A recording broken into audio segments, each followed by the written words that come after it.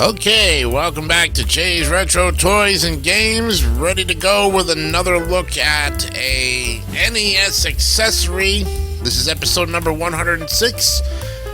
And we're looking at something in the late 1980s where the video game industry was booming and the Nintendo Entertainment System had become a household name because millions of families around the world were discovering the joy of gaming. But few could have predicted that one of the most unusual peripherals ever made for the NES would aim to teach a real-world skill: how to play the piano. The Miracle Piano Teaching System was the brainchild of the Software Toolworks, a company known for its educational and simulation software. Their vision was to merge the fun of gaming with the discipline of music education, a bold idea that would push the boundaries of what a video game console could do.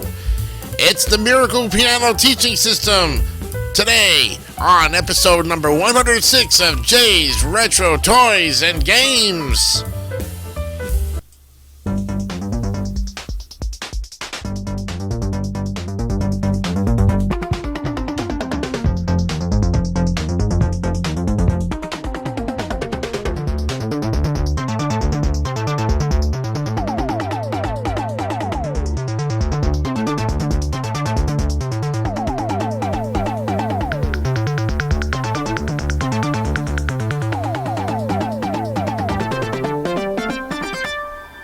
Welcome to the show. It's March 12th, 2026. I'm your host, Jason Icanio, on this Thursday, middle of the March month, and I hope you're doing well because we've got another interesting NES accessory to look at tonight.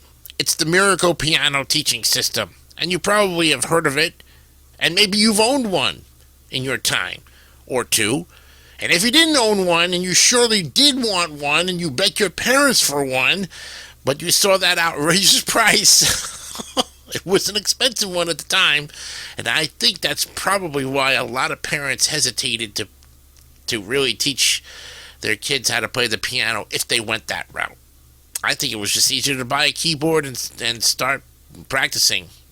Why not? Because a keyboard will last you a lifetime. Well, let's take a look at this Miracle Piano Teaching System and see whether or not it decided to stick around for a while.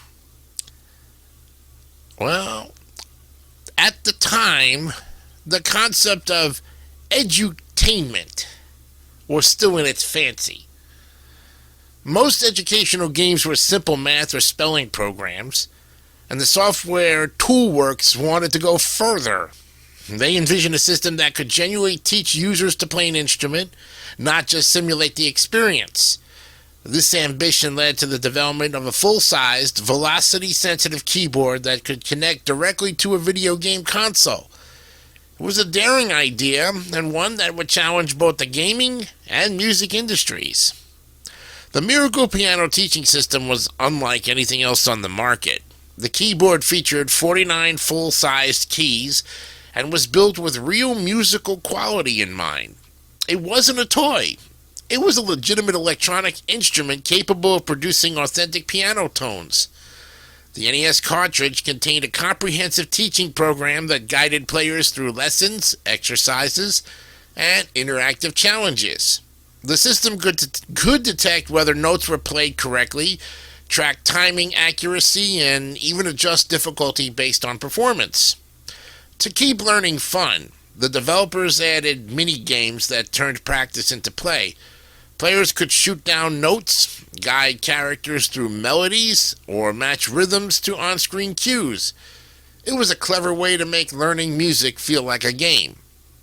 And while the NES version is the most famous, the Miracle Piano Teaching System wasn't limited to one platform. Versions were released for the Super Nintendo, Sega Genesis, Amiga, Macintosh, and MS-DOS computers, and each version used the same keyboard hardware but featured software tailored to the capabilities of each system.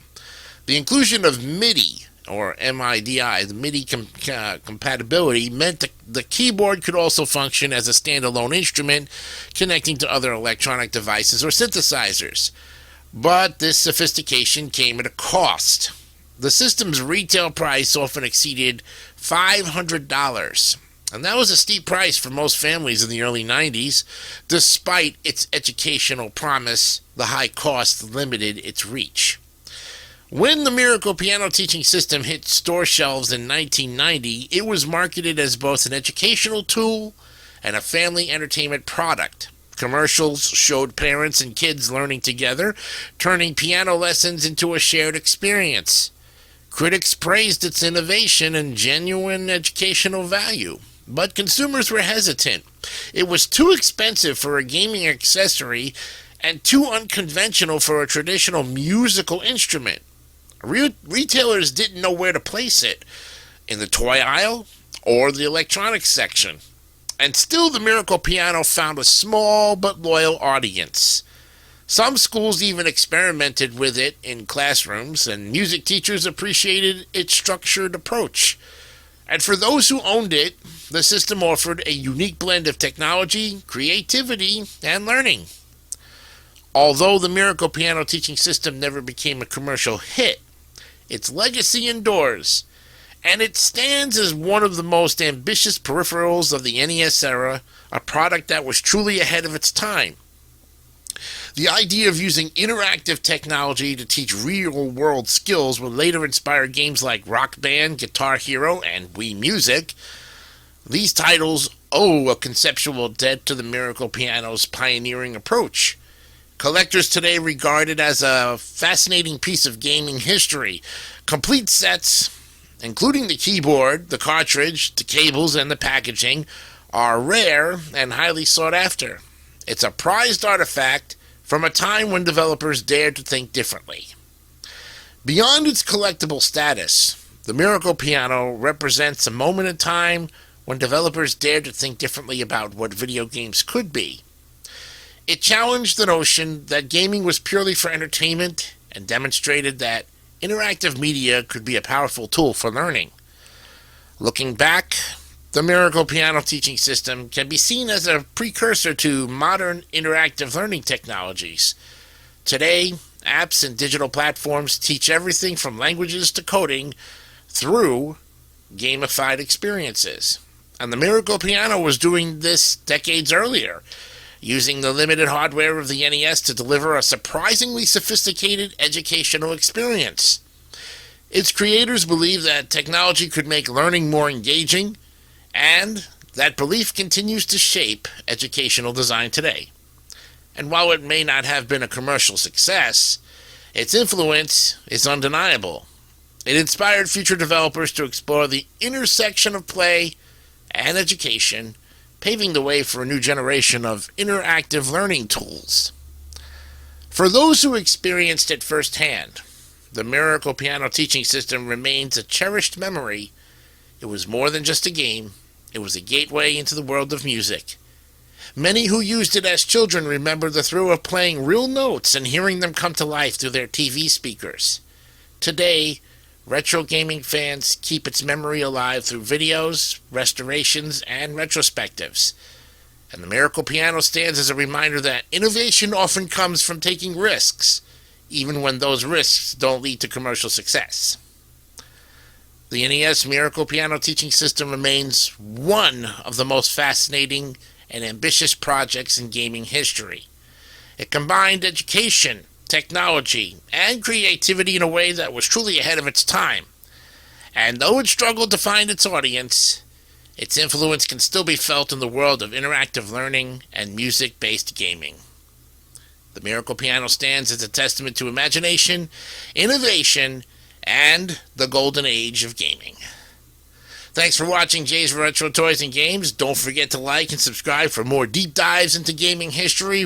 And we will see you the next time for another interesting NES accessory as we continue our series. Who knows what robot we might come up with next? Hint, hint. Till then, I'm Jason DeCanio. Have a great weekend. We'll see you Saturday for episode number 107. Till then, remember, be honest, be real, keep it simple, stupid. Kiss. Good night.